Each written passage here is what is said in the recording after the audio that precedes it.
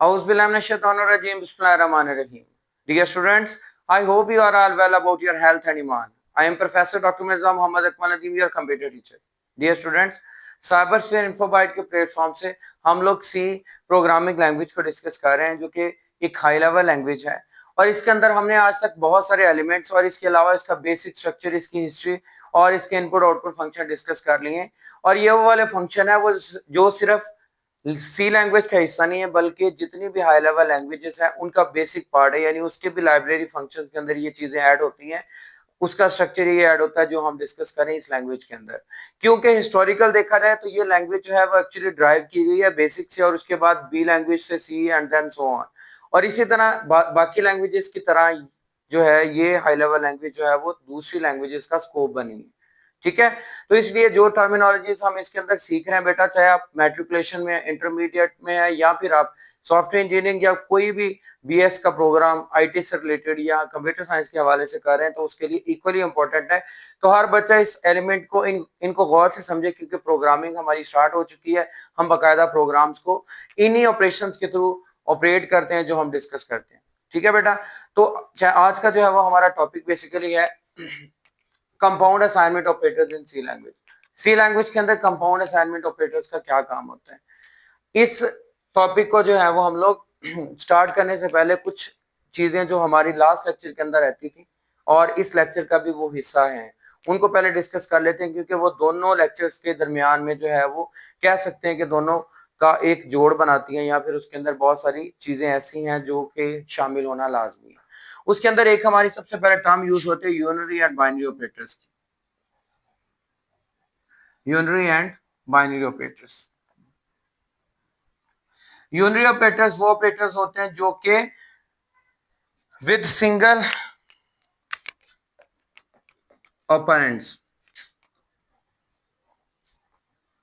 Single operands का मतलब क्या है कि जो सिंगल वेरिएबल के साथ, सिंगल जो हमारे पास कोई भी ऑपरेटर उसके साथ आ जाता है, जैसे कि हम लोग कोई इंक्रीमेंट ऑपरेटर या फिर हम लोग कोई अरिथमेटिक ऑपरेटर उसके साथ यूज कर लेते हैं, but with the single value. Like उसकी एग्जांपल के अंदर अगर हम लोग, और पहले वो मैं ऑपरेटर्स या यूनरी आपको बता दूं वो कौन कौन से, वो हमारा माइनस का साइन हो सकता है, हमारा प्लस का जो इंक्रीमेंट ऑपरेटर हो सकता है, हमारा डिक्रीमेंट ऑपरेटर हो सकता है, और हमारा नॉट ऑपरेटर हो सकता है, क्योंकि ये वो है जो सिंगल वैल्यूज के साथ इस्तेमाल होते हैं। जैसे कि हम लोग डिक्रीज कर लें ए को, इंक्रीज कर लें ए को, या फिर नॉट ए लिख लें। ठीक है, या फिर हम लोग जो है वो इसको किसी और फॉर्मेट के अंदर जो ले जाएं, यानी कि -5 लिख लें। यानी सिंगल वैल्यूज के साथ जो है ना, वैल्यूज के साथ ये ऑपरेटर्स इस्तेमाल होते हैं। उसके बाद दूसरी साइड पे हमारे बाइनरी ऑपरेटर्स हैं। आपको पता है कि बाई का मतलब होता है दो, यानी इसके अंदर दो ऑपरेंड चाहिए। ठीक है, और जो हमारे बाइनरी ऑपरेटर्स हैं वो कौन से हैं, विद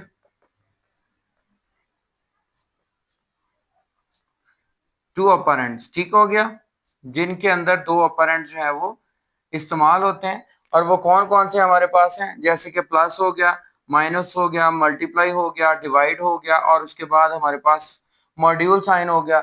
ये ऐसे ऑपरेटर्स हैं, ग्रेटर देन हो गया, लेसर देन हो गया। ठीक है, इनको हम लोग एक से ज्यादा यानी दो ऑपरेंड्स को के तौर पे इस्तेमाल करते हैं। जैसे कि हम लोग लिख लें a प्लस बी, ठीक है, हम लोग लिख लें a मल्टीप्लाई विद b, इसी तरह हम लोग लिख लें a ग्रेटर देन b। तो मतलब कि ये ऑपरेटर्स हैं, इनके अंदर दो ऑपरेंड इस्तेमाल होते हैं। ये हमारे यूनरी और बाइनरी ऑपरेटर्स हैं। इसके अलावा हमारी एक और टर्म यूज होती है जिसके अंदर कंपाउंड असाइनमेंट ऑपरेटर्स को समझने से पहले वो भी हमें समझ आनी चाहिए, वो होती है हमारी कंपाउंड स्टेटमेंट। क्या होती है compound assignment statement?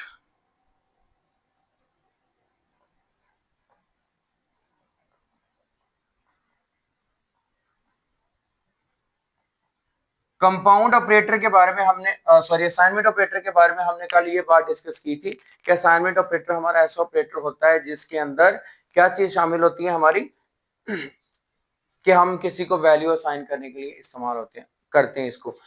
Compound assignment operator के अंदर क्या होता है कि हम लोग एक ही वैल्यू जो है वो मल्टीपल वेरिएबल्स को असाइन कर सकते हैं। ठीक है, it assigns a value to the multiple variables, it assigns value to multiple variables. ठीक हो गया। जैसे कि हम लोग लिख लें x is equal to y is equal to 20, मतलब कि x की वैल्यू भी 20 और y की वैल्यू भी 20। ठीक हो गया। इसी तरह जो है वो हम लोग जो है वो लिख लें a equal to b equal to c equal to 50, यानी a की वैल्यू भी यही, b की वैल्यू भी यही, c की वैल्यू भी यही। तो एक से ज्यादा वेरिएबल्स को सिंगल वैल्यू असाइन कर देना जो है वो हमारा क्या है, कंपाउंड, जो हमारी असाइनमेंट स्टेटमेंट आ जाती है। ठीक है बेटा। उसके बाद हम लोग आज के टॉपिक की तरफ आते हैं। आज का टॉपिक स्टार्ट करने से पहले बेटा मैं एज ए टीचर ये हक रखता हूं कि आप लोगों से कह सकूं, बेटा अगर अभी तक आपने चैनल को सब्सक्राइब नहीं किया तो लाजमी तौर पे चैनल को सब्सक्राइब कर लें और बेल आइकन पे क्लिक कर लें ताकि आने वाली वीडियोस आप तक पहुंचती रहें। और अगर आपने पिछली वीडियोस नहीं देखी उनको लाजमी तौर पे देखें और अपने दोस्तों के साथ भी इस चैनल को लाजमी तौर पे शेयर करें। बीइंग अ टीचर मेरी जिम्मेदारी है कि मैं नॉलेज सब तक पहुंचाऊं और बीइंग अ स्टूडेंट आप लोगों की जिम्मेदारी है कि मेरी बात मान के इस पे अमल करके खुद भी सीखें और दूसरों को भी सिखाएं। कल आपने भी इसी टेबल पे आके दूसरों को चीजें सिखानी है, तो आज बीइंग अ रिस्पेक्टेड पर्सन और आप लोगों ने भी बनना है, तो आप लोग लाजमी तौर पे इसको शेयर भी करें और दोस्तों को ये चीजें सिखाएं भी और अच्छी तरह से लर्न करें। कोई कंफ्यूजन होती है तो मेरे साथ लाजमी तौर पे डिस्कस करें। जी, कंपाउंड असाइनमेंट ऑपरेटर जो है वो सी लैंग्वेज के अंदर क्या होता है? C language provide compound assignment operators that combine the assignment operator, ये बात देखिएगा जरा, combine the assignment operator with arithmetic operator, यानी इसके अंदर असाइनमेंट ऑपरेटर कौन सा हमारा यूज होता है, इक्वल का। और हमारे पास जो रिथमेटिक ऑपरेटर्स हमने डिस्कस किए थे जो हमारे मैथ्स के रिलेटेड थे, हमने लास्ट लेक्चर के अंदर उनको डिस्कस किया था कंप्लीट डिस्क्रिप्शन के साथ, प्लस माइनस मल्टीप्लाई डिवाइड वाले इन सबको। अगर ये दोनों मिलके कंपाउंडली जो है वो किसी भी वैल्यू को कोई चीज असाइन करते हैं या फिर कह लें कि उनका आंसर निकालते हैं, उस एक्सप्रेशन को सॉल्व करते हैं, तो हम उसको कहते हैं कंपाउंड असाइनमेंट ऑपरेशन। ठीक हो गया, क्योंकि इन्होंने मिलके and they are used to perform the mathematical operation easily, और जब ये मिल जाते हैं तो हम आसानी से किसी भी मसले को मैथ्स के रिलेटेड हम सॉल्व कर सकते हैं। उसको एग्जाम्पलीफाई करने के लिए ये जो है वो पहले इसका सिंटैक्स देखें। वेरिएबल का ऑपरेशन इज इक्वल का साइन, यानी ऑपरेशन क्या होगा, अरिथमेटिक ऑपरेटर कोई भी आपका होगा, वो प्लस होगा, वो माइनस होगा, या फिर इसके रिलेटेड कोई भी आपका जो है वो मतलब अरिथमेटिक ऑपरेटर हो सकता है। इक्वल का साइन होगा और उसके बाद हम एक्सप्रेशन लिखेंगे, यानी कि जिसको हमने सॉल्व करना है। नीचे हमारे पास ये ऑपरेटर्स हैं, इनके एग्जांपल्स और इक्वलेंट किसके बनते हैं। लाइक हमारे पास है प्लस और इक्वल, दैट इज अरिथमेटिक, और इक्वल असाइनमेंट है। ए, अब इसके एग्जांपल देखें, ए और उसके बाद मैंने प्लस का एंड देन इक्वल यानी अरिथमेटिक और इक्वल कंपाउंड ऑपरेटर इस्तेमाल किया, इक्वल टू 10। ये क्या करेगा, सबसे पहले ए की वैल्यू उसको असाइन कर देगा और उसमें फिर 10 को ऐड कर देगा। मैनी मोर, इसी तरह नेगेटिव हमारे पास है माइनस इक्वल, ये भी 10 के, ये पहले ए में से 10 को माइनस कर देगा। सेम इसी तरह मल्टीप्लाई इक्वल, ये पहले ए को वैल्यू असाइन करेगा देन उसको मल्टीप्लाई कर देगा 10 के साथ। सेम इसी तरह डिवाइड है, ये असाइन करके वैल्यू 10 पे डिवाइड करेगा एंड मॉड्यूल इक्वल जो है वो इसका क्या करेगा, वैल्यू असाइन करने के बाद उसको उसका जो हमारा रिमाइंडर है वो हमें दे देगा। इसको समझने के लिए बेटा हम लोग एक प्रोग्राम लिखते हैं, उस प्रोग्राम के अंदर ये चीज प्रूव हो जाएगी कि कैसे हम लोग इन ऑपरेटर्स को काम में ला सकते हैं, ये कैसे हमारे काम आएंगे। तो हमारा वो प्रोग्राम है कि write a program that assign all compound operators to a variable, जितने भी कंपाउंड ऑपरेटर्स हैं वो वेरिएबल को असाइन करे और उससे हमें वो आंसर निकाल के दिखाए। ये हमने जो है वो डिस्कस करना है आज के प्रोग्राम के अंदर। उसके लिए सबसे पहले आपको पता है कि हम हेडर फाइल्स लिखते होते हैं, इंक्लूड stdio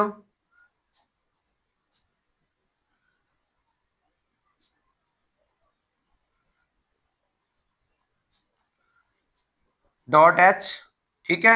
उसके बाद हम लोग इसके अंदर इंक्लूड करते हैं conio.h।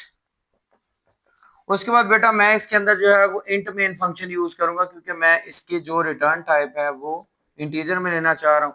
और उसके बाद हम अब इसका जो है वो बकायदा नीचे प्रोग्राम राइट करते हैं, मतलब कि हम लोग इसको देखते हैं कि हमने क्या करना है इसके अंदर। तो बेटा आपको पता है प्रोग्राम के अंदर सबसे पहले हम लोग क्या करते होते हैं, इनपुट वेरिएबल को करते होते हैं, वेरिएबल को डिक्लेयर करते हैं और उसके बाद उसको इनिशियलाइज करते होते हैं, बाद में उसके ऊपर प्रोसेसिंग करते होते हैं अप्लाई, एंड देन उसकी बेस पे हमें आउटपुट मिल जाती है। तो उसने कहा था सिंगल वेरिएबल के ऊपर ये जो हमारे कंपाउंड असाइनमेंट्स ऑपरेटर्स हैं हमने ये डिस्कस करने।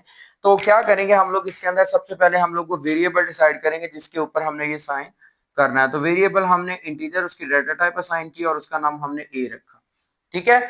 उसके बाद हम लोग इसको क्लियर स्क्रीन करेंगे,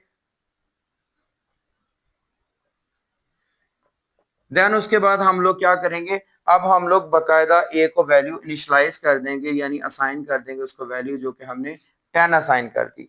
अब उसके बाद हम क्या करेंगे, एक एक वैल्यू को प्रिंट एफ स्टेटमेंट के थ्रू जाहिर करवाएंगे। लाइक हम लोग प्रिंट एफ इन्वर्टेड कॉमास के अंदर हम लोग क्या लिखेंगे, वैल्यू ऑफ ए, ठीक है। उसके बाद कॉलन, उसके बाद हमारे पास जो है वो इंटीजर का फॉर्मेट स्पेसिफाई यानी मॉड्यूल डी आएगा, एंड देन उसके बाद हम लोग न्यू लाइन यूज करेंगे, एंड देन उसके बाद इन्वर्टेड कॉमा, फिर कॉमा और ए, यानी सबसे पहले हम लोग ए की वैल्यू जो है उसको जाहिर करेंगे जो कि बेसिकली क्या होगी, 10 होगी। उसके बाद नेक्स्ट ऑपरेशन हम कंटिन्यू रखेंगे। पहला ऑपरेशन हमारा अरिथमेटिक का क्या है, ए प्लस इज इक्वल टू, हमारे पास वैल्यू कितनी हमने असाइन की है, लाइक हम लोग 5 इसके अंदर असाइन कर लेते हैं। ये आपकी बुक का पार्ट है, इस वजह से मैं इसको वही वैल्यू असाइन कर रहा हूँ ताकि आप इसको अच्छी तरह से समझ जाओ, ठीक हो गया। कोई भी वैल्यू आप असाइन कर सकते हो, मैंने इसको वैल्यू जो है वो क्या असाइन की, a plus is equal to 5। अब उसके बाद हम क्या करते हैं, प्रिंट एफ इन्वर्टेड कॉमास के अंदर वैल्यू ऑफ a आफ्टर, क्या चीज इसके अंदर आएगी, a is equal to plus and is equal to 5, और उसके बाद कॉलन डालेंगे, उसके बाद हमारा इंटीजर फॉर्मेट आएगा, उसके बाद स्लैश न्यू लाइन आएगी, एंड देन हम ये ए के लिए काम कर रहे हैं सारा, ठीक हो गया। यानी कि इस ऑपरेशन के बाद जो नई वैल्यू आती है उसको प्रिंट कर दे। उसके बाद नेक्स्ट ऑपरेशन है a minus is equal to 5, same as हम इसी स्टेटमेंट को दोहराएंगे, प्रिंट एफ, उसके बाद इन्वर्टेड कॉमास के अंदर value of a after a minus is equal to 5, and then colon, उसके बाद मॉड्यूल डी यानी कि इसका format specify, new line, escape sequence, उसके बाद comma a, and then so on. कोई भी चीज इसमें से मिस नहीं करनी, अदरवाइज कंपाइलर एरर जनरेट कर देगा और आपका प्रोग्राम रन नहीं होगा, एग्जीक्यूट नहीं होगा। इसलिए आपने हर चीज को जो है वो एज लाइक जैसे मैं लिख रहा हूँ वहीं पे आपने कॉलन डालना है, वहीं पे आपने कॉमा डालना है, और इसी तरह बाकी चीजों को यहाँ पे आपने अप्लाई करना है। उसके बाद नेक्स्ट हम वैल्यू असाइन करते हैं, ए मल्टीप्लाइड इज इक्वल टू, अब ये 2 यहाँ पे हम लोग उसको वैल्यू दे लेते हैं, यानी 2 से मल्टीप्लाई हो जो हमारे पास है। देन उसके बाद print f g value of a after a multiplied equal to 2, that is integer format n, and then हमारे पास आ जाइए a के लिए, ठीक हो गया। उसके बाद नेक्स्ट हमारा डिवीजन ऑपरेटर आ जाता है a, उसके बाद हम लोग क्या करेंगे, इसको डिवाइड करेंगे, एंड डिवाइडेड विद किसके करेंगे, जिस तरह हमने जो है वो मल्टीप्लाई किया था इसी तरह 2 से कर लेते हैं। तो फिर प्रिंट एफ स्टेटमेंट का इस्तेमाल करते हैं, प्रिंट एफ, उसके बाद इन्वर्टेड कॉमास के अंदर value of a after a divided and equal to 2, that is module d slash n और inverted commas और a, ठीक हो गया। इसी तरह हमारे पास बेटा नेक्स्ट जो ऑपरेटर्स रहते हैं वो कौन से, मैं यहाँ से थोड़ा सा रेज करके इसी को नेक्स्ट कंटिन्यू कर रहा हूँ इस प्रोग्राम को, तो ये नहीं कि आप लोगों ने समझना कि अलग से प्रोग्राम है, ठीक है। क्योंकि हमारा एक असाइनमेंट अभी ऑपरेटर रहता है, वो कौन सा है, प्रिंट एफ ए, उसके बाद क्या है, मॉड्यूल इक्वल टू, जो इसका मॉडुलस ऑपरेटर है वो हम 2 पे करते हैं, यानी कि अरिथमेटिक ऑपरेटर्स हम सारे कर रहे हैं तो मॉडुलस ऑपरेटर भी किया, प्रिंट एफ, हाँ जी, इसके अंदर क्या होगा, value of a after a module 2 is equal, module equal to 2, ठीक है। उसके बाद हमारा यूज होगा colon and then slash n हमारी यूज होगी, जो कि हम लोग इस्तेमाल करेंगे न्यू लाइन के लिए, इन्वर्टेड कॉमास क्लोज करके, और हम ये ए के लिए कर रहे हैं। ठीक हो गया। यहाँ पे बेटा याद रखना, आपके बुक के अंदर यहाँ पे ना डबल मॉड्यूल यूज किया हुआ, लेकिन ऐसे डबल मॉड्यूल यूज नहीं होना, सिंगल मॉड्यूल ही है। ठीक हो गया, ये हमने पूरा कर लिया। उसके बाद हम लोग गेट कैरेक्टर करते हैं, गेट फंक्शन के थ्रू हम लोग इसको क्लोज करते हैं और फिर देखते हैं कि हमारी आउटपुट क्या आती है। अब जरा आउटपुट समझिएगा, जिससे आपको पूरा कंपाउंड असाइनमेंट जो ऑपरेटर जो है वो क्लियरली समझ आ जाएगा कि कैसे जो है ये अप्लाई करता है। सबसे पहले हमने उसको क्या कहा था, वैल्यू ऑफ ए, यानी ए इज इक्वल टू क्या आ जाए 10, जो हमने वैल्यू डिसाइड की थी।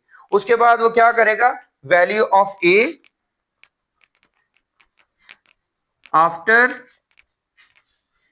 ए प्लस, यानी ए को प्लस और ऐड करने से कितना 5, तो उसकी वैल्यू न्यू हमारे पास क्या आएगी, जब इसमें 5 ऐड कर देंगे 15।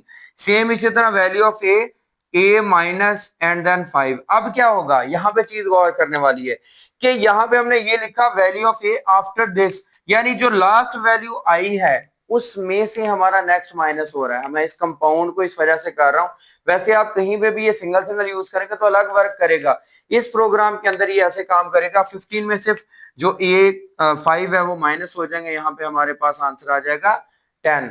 इसको आप बकायदा अपने डेव सी प्लस के अंदर जो ये टर्बो के अंदर रन करके देखिएगा, इंशाल्लाह ये आंसर ऐसे आएगा। नेक्स्ट हमारा ऑपरेटर है मल्टीप्लाई का, उसके अंदर हमने मल्टीप्लाई किसके साथ किया था, 2 के साथ। अब 10 को 2 के साथ मल्टीप्लाई करेंगे तो क्या होगा, हमारे पास आ जाएगा आंसर इसका 20 एंड देन सो ऑन। हमारे पास जो है वो जब हम लोग डिवीजन ऑपरेटर अप्लाई करेंगे इसके ऊपर 2 से डिवाइड करेंगे, तो आपको पता है कि जब ये 2 पे डिवाइड होगा 20, तो आंसर हमारे पास क्या आएगा 10 आएगा। ठीक हो गया। और जब हम लोग इसके ऊपर मॉडुलस ऑपरेटर इस्तेमाल करेंगे तो 2 फुली डिवाइड हो जाता है ए पे, और आपको पता है मॉडुलस ऑपरेटर रिमाइंडर ऑपरेटर होता है, तो इसका रिमाइंडर 0 आता है, तो यहाँ पे इसकी वैल्यू आ जाएगी 0। तो इस तरह ये हमारा पूरे का पूरा प्रोग्राम चलता है, और उसके बाद रन होने के बाद इसकी आउटपुट हमें इसी तरह नजर आती है।